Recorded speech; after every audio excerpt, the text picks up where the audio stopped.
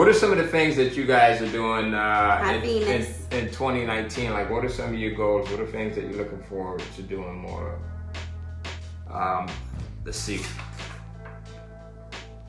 What Tom Bill says his morning routine,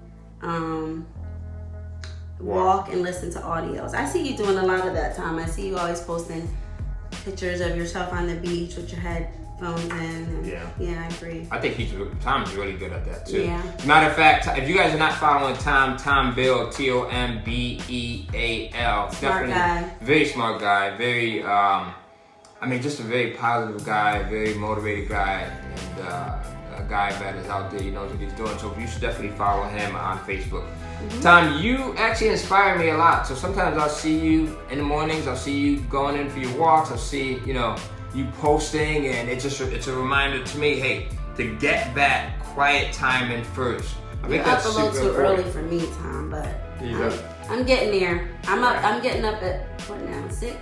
Yeah, but I think that's the other thing too, is just knowing when your time is, right? Like knowing when's a good time for you, right? So one of my other goals is getting more sleep. So sleeping more this year, which I think I've been doing a lot. And not waking you up, right? So sleeping more, right? So knowing when to go to sleep, I think is really cool. I know that now that if I go to sleep past 1 o'clock, the next day is not really good for me. But if I go to sleep at 12:55, I'm good. I can be up at 5 o'clock. I can be up at 6 o'clock with no problems. But if I go to sleep after 1 o'clock, then it could be 5 minutes after. And I started to learn that about my body. So I think learning about your body and understanding what your sleep patterns. I'm a person that I need to sleep in, which our life isn't really conducive to that. So I just have to switch. So how about going to sleep earlier? Why don't you that doesn't work. I still work. You can't go to sleep at 9? I'm not even in the door by 9. Oh, okay, like Chris, my barber, go to sleep at 7. Chris, I'm not even home by 9. All right, so wait. Tom said, love you too. We love you too, Tom. See you on a cruise. Yes, see you in a few weeks. And we are actually leaving for the 2 Coma Club cruise on Friday. And then we'll see you on the Marketers cruise a few weeks later, Tom. Yeah. Donald said, I want to definitely read more informational books next year. So if you have any recommendations, let me know. Ty will inbox you some stuff. Yeah, absolutely, Donald. A good one to start with is Think and Grow Rich. I don't know if you've read that one. I wouldn't listen to the audio. I would definitely read it. And don't let the title fool you. It's not all about money. It's just like getting yourself together. Well, rich isn't all about money. It's like abundance, everything. It's about abundance, everything. Abundance, so relationships, life, and everything. So, but I think the title throws a lot of people off. Like Think and Grow Rich. I think so. Right, but once you get into it, you'll see that he's talking about just like all aspects of life. So your spiritual self, your relationships, your finances, and just oneness with yourself as well. So getting to know yourself better too, right? So and 7 Habits of Highly Successful People. Well, it's 8 habits now, right? They added one more. I didn't get past it. I don't know. I think I got the 8 one anyway. But anyway, 7 Habits of Highly Successful People. That's a really good one. That's a good one. Okay, yeah. The other one, Norman Vincent Peale's, right? The Power of Positive Thinking, which is an older book, but it's a really, really good book. The Power of Positive Thinking. That's an awesome book. The other one I would suggest is who was that? And then LaDonna said her goal is to set realistic goals rather than unrealistic goals. There's no unrealistic goal. You just got to do it in phases. Yeah. I don't think so. No, you know what? You're right. In phases. I just think sometimes you have to break them down. Like you Chunk can't. It down, right? Yeah, you can't say. Yeah. You can't go from making $40,000 and say I'm going to make $2 million this year. Right. I think you need to break it into milestones, but I don't think there's any unrealistic goals really. Yeah, that's a very good answer. Yeah. I was actually about to say the same thing. So breaking it down and just looking to see, just saying, okay, well, this is what I want to accomplish within the next 12-month period, right? And then breaking each of those 12 months down. This is what I need to do a month. This is what I need to do a week. This is what I need to do a day. This is what I need to do an hour, all right? And that can apply to anything, right? So even weight loss or losing weight. I right? Just educational goals. Your relationships, right? You want to be better with your wives, guys. You know, just or with your kids. Or with your kids also, right? So being intentional. One of my goals is to make sure that our son Tyler stays on the right track. Not that he's been off the right track, but he's just at that age. He's at that age, right? Yeah. So as part of one of my rituals, after I'm saying thankful, I go in, I'm writing out my goals, and he's in that goal, right? So he's making sure that Tyler stays on track. It's actually in my phone, so I'll look at my phone and I'm writing it out. So there's something about writing, right? So then now, because I'm intentionally looking at it every day, he's at the top of my mind. So now I can say, hey Tyler, are you sure you have your homework with you? You're taking it to school? Because there's been days where he might do his homework and then leaves it on the bench or leaves it on his nightstand. So now he's in my goals, top of mind. I can say, Tyler, make sure you put your homework in your book bag, right? So that you get credit for it. We're also intentionally spending more time with him, because I think when they get that age, they become like little hermits to themselves in their rooms. And so just pulling them out, and even if it's good to go do an activity that they want to do, like they always want to go ride go-karts. Well, it's not really my best thing to do, but if that's what he wants to do, if that's what we can do to get him to spend more time. Yeah, so we're going to the movies. We went to see The Mule yesterday. So just me and Tyler just hanging out, spending time with each other. So put your kids on your goals. Put your wife on your goals. Put your husband on your goals sheet. Put your significant on your goals sheet. Man, there's so many things. Maya Bryant said, my goal is to continue working on blocking out the noise. It's so easy to get caught up in what everyone is doing around you.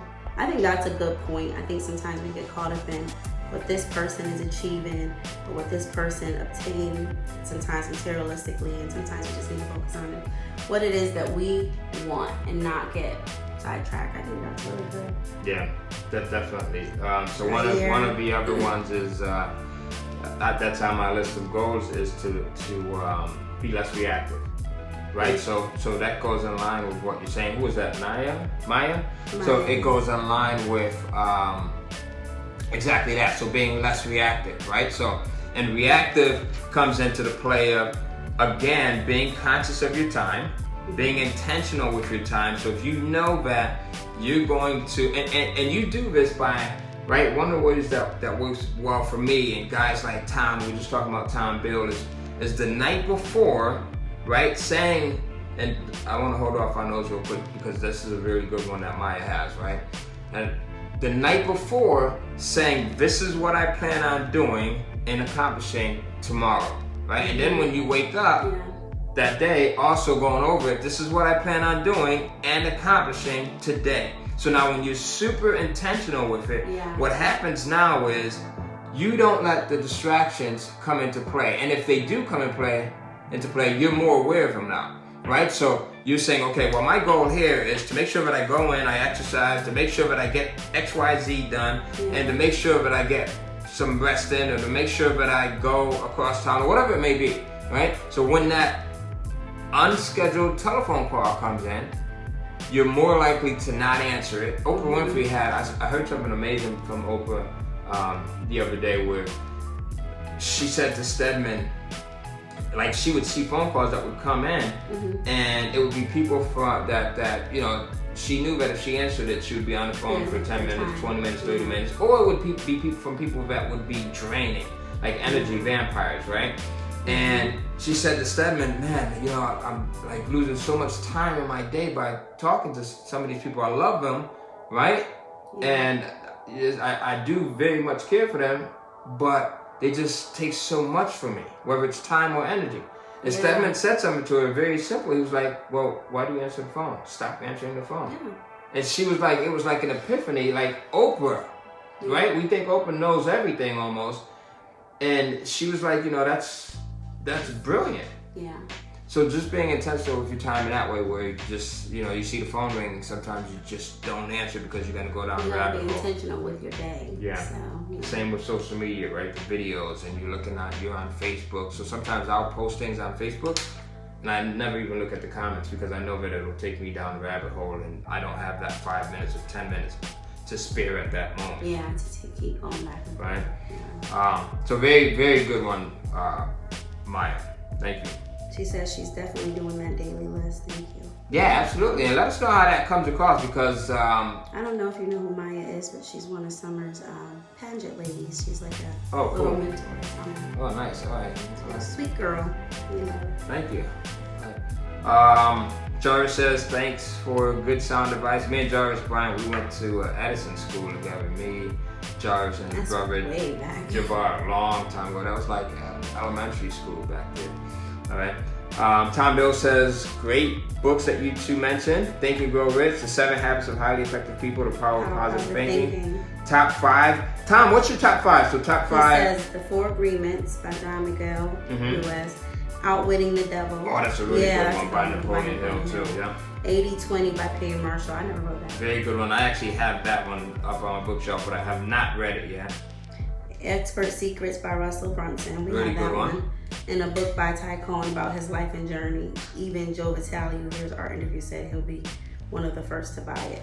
So Joe Vitale from The Secret. Yeah, I remember. All right, so definitely that's in the works right there, Tom. And thank you for the reminder. The other thing is, with that reminder, reminds me of something else that's very, very, very important when you're shooting to make sure that you achieve your goals, and that is to have an accountability partner. Yeah. Right? So Tom, in a sense, right, is holding me accountable. This is the second or third time that he's talking about creating a book around my life story and our life stories, right? Yeah.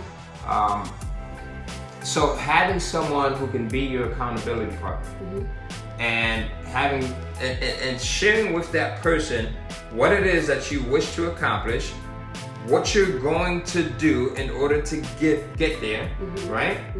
And who you're going to become. Because sometimes when we want to do something bigger and better than where we're currently at, we have to become someone else, right? Yeah. Like, if I was still the same person that I was when we lived in Bridgeport, then I think our lives would be different right now, right? Totally different. So you have to definitely become someone different, and you need someone to hold you accountable. So now, when you find that person, I think there's 2 things that need to happen when you have an accountability partner. I can't even say the damn word, right? But the first is have someone that's gonna be brutally honest with you, right? So someone, and older people are good at this. You get a 70-year-old, 80-year-old person who has no filter, they'll tell you when you're slacking, right? But you have to, it has to also be someone that you don't mind sharing the full vision with too. That's some people are embarrassed by their visions or goals, or sometimes they think it's too big. They think it's too big, right? Yeah, I think that's a good point. So, someone that you're comfortable with sharing, right? Your goals, your dreams with. Someone that's going to truly be brutally honest with you. If you tell someone that you're considering eating better, right? Then that person, right, saying, hey, you're picking out right now. You know you shouldn't have. You just told me 2 days ago that you want to be more conscious of how you're eating. And then the third thing is dropping ego and being open to that. So if I got a friend of mine, same guy, Jawar, that I mentioned earlier, I told him that my goal was, with Kindle publishing was, this was years ago, like 6 years ago when I first started along my Kindle publishing journey. I said, Jawar, I want to get to the point where, actually I didn't even give him a dollar amount. I had picked up a check from the post office, and it was for Amazon Kindle Publishing, and the check was in the amount of like $9,800 something, right? Just shy of $10,000. And I'm excited, I'm happy about it. I called Jawar up because he's my accountability partner. It was like 7 o'clock in the morning, and I'm like, Jawar, I just got a check from Amazon. It's $9,800 something. And he says to me, Ty, you're bullshit. Now, he wasn't saying that in the sense of, I don't believe you. He was saying, and you're playing small. It can be more. Yeah. Like, it could, he's like, why are you just playing around with like just $10,000? Right? Yeah. And when he said that, like, man, it totally put things in perspective for me. Like, I was taking my mom breakfast that morning, and I remember it like it was yesterday. I literally went in, took my mom to breakfast, got back in my car, drove to the park, and sat in my car for the next hour and wrote out my plan as to how I was going to get to $20,000, $30,000 a month publishing books on Amazon. And that happened, I have to give him total credit, because he was brutally honest enough with me to be able to see the potential in me and to let me know that I was playing small, and to be honest with me by saying, Ty, you're bullshitting, like you're just playing games. You could take this much further, right? So that's a conversation that I'll always remember. What else we got there? Tom said, wait, you're calling him old. That's funny. But get someone that's gonna be totally brutally honest with you there. Yeah. All right. So what else we got? Tom is funny. So check out the books that Tom mentioned there too. Tom Bill, he's got a couple of really good books. He's got some awesome books there on his list. You want a friend who will tell you what you need to hear, not what you want to hear. Super important. Super important, all right? So the other thing is, how far are you willing to go, right? How far are you willing to go? Right? Like beyond being average, because mediocrity will only get you more of the same thing that you're seeing right now. Like think about that. So if you're on the same routine, how much are you willing to change? How much are you willing to get to change, right? And then not being embarrassed by changing. As long as, again, if you're not doing any harm to anyone, right? You're not being malicious, being mean to anyone. Like sometimes you have to make those changes and then be unapologetic about it. Like Jay-Z has a line in one of his songs. He says, man, you think I've come this far to not be, you think I've changed this much. I forget what the line says. I know the line you're talking about, but I forget it word for word too. You know? Yeah. He says, you think I've changed and come this far to remain the same person that I was before. Something to that effect, right? And when I first heard it, I was like, man, it makes so much sense.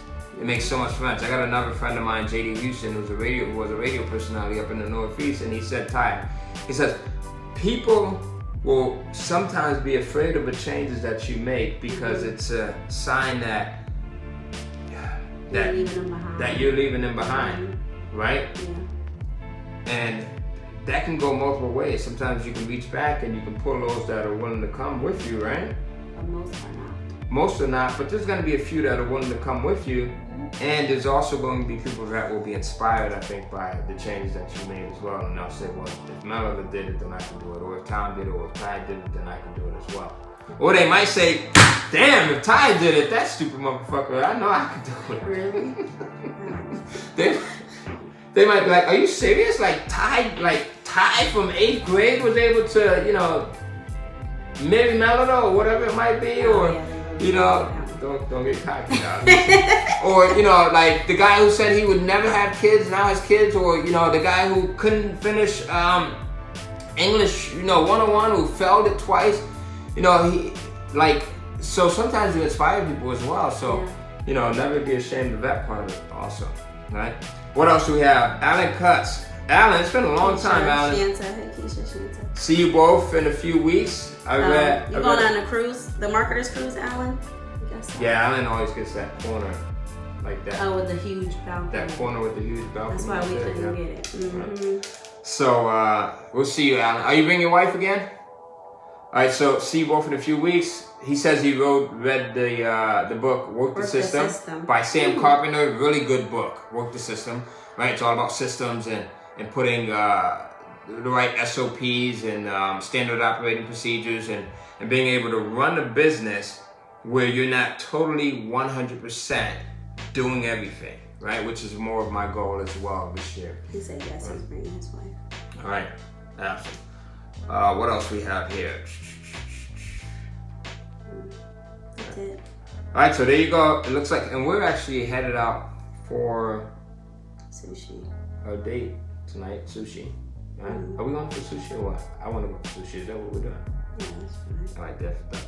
All right, so 2019, make this year the best year possible. There's a lot that you could do there. I mean, and it starts by being intentional, right? So being intentional with your day, being intentional with your weeks, being intentional with your month, and that leads to being intentional with your years. And then also setting a goal to just live your best life, period, right? Snoop Dogg has a song out there, I think, Snoop and some other guys, living your best life, right? I know Snoop. I don't know who else is in there, but that's my goal is to live my best life this year. Yeah. You gonna do that with me? Right? You gonna live my best life? Right? No, you get nervous on camera? I'm not you love the camera. I'm not a camera person. Alright. Ty loves the camera. I actually don't. I'm not a camera person. Are you gonna let me, okay. Bye, guys. I'm about to get myself in trouble. Yeah. Alright, guys. We'll see you. Make 2019 your best year ever.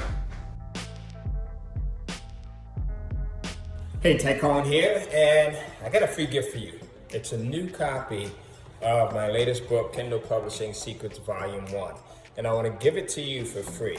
So let me explain what's in this book. So for the last 12 years, I've done nothing but publish content on Amazon's Kindle Direct Publishing platform, and it's allowed me to literally create an amazing life, right? Creating content that becomes a new income stream with each new piece of content that you publish. With each new piece of content you publish, it turning into a passive recurring revenue stream. And it's stuff that you don't have to write yourself. Now, the beautiful part about this is if you are a writer, then you can go in and create your own content using the traditional means that you're used to. But if you're not a writer, then you go in and outsource it. So I put everything that I've discovered over the last 12 years of creating Kindle books and publishing Kindle books and creating a virtual Kindle publishing empire into this one book. And I want to give it to you for free. So here's how you're going to get your copy.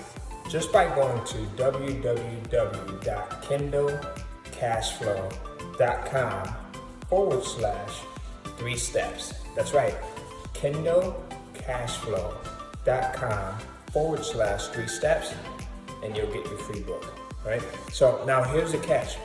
I'm only giving this out to a certain number of people. We're gonna give away a couple hundred copies, and then after that, it's gone. So if you wanna get one of these books that actually has the secrets and everything that I've done over the last decade to build up a massive Kindle publishing empire, you can go in and get it right now for free and ahead of everyone else, right? This is gonna be available for sale pretty soon. I'll probably make it available for sale for about $100 a copy because it's that rare and that's that limited. But right now, you can get it for free by going to kindlecashflow.com/3 steps, all lowercase. kindlecashflow.com/3 steps, all lowercase. And I'll see you on the inside, and I'll see you living a passive, recurring revenue life as well.